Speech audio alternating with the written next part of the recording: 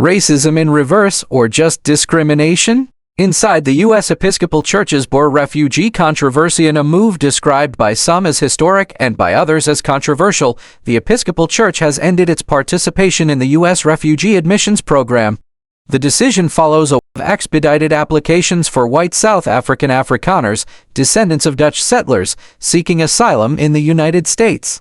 These individuals, sometimes referred to as Boer refugees, claim they are facing racial persecution in post-apartheid South Africa. Good evening and welcome to Vlog News. I'm Sal Peer. The Episcopal Church has officially withdrawn from its decades-long refugee resettlement partnership with the federal government, and the reason has sparked national attention. We just couldn't in good conscience continue. The system is being manipulated to prioritize a group that, by international standards, does not meet the criteria of refugee status, said a senior Episcopal official. The Church, which has helped resettle refugees for over 40 years, cited concerns of racial bias and preferential treatment. Leaders say this sudden prioritization comes at the expense of war victims and political dissidents, many of whom have languished in refugee camps for years. Shout out to our dear subscribers. To our non-subscribing friends, your support is as valuable. If you can take a second to hit the subscribe button, that will be fantastic.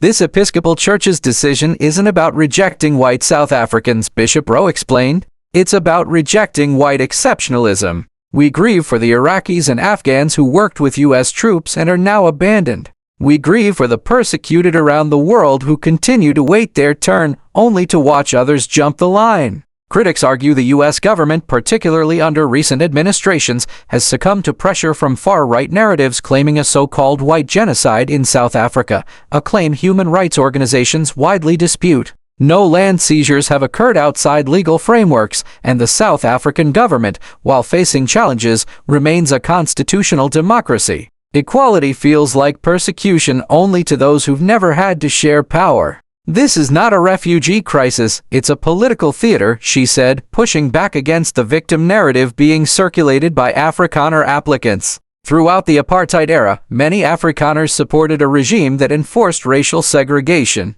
Now, as post-apartheid South Africa continues attempts to redress historical injustices, critics say the calls of persecution ring hollow, rooted more in nostalgia for a privileged past than real danger. Ultimately, the Episcopal Church's decision signals a wider reckoning, not just about immigration, but about who qualifies for compassion and who continues to be excluded. The Church's move is being hailed in some quarters as a principled stand against racial bias in global refugee policy. We'd like to hear your thoughts. Is this a necessary correction or a politicized rejection? Join the conversation in the comments below, and don't forget to subscribe to Vlog ND for more stories that go deeper than the headlines. For Vlog ND News, I'm Sal Peer. Stay informed, stay engaged.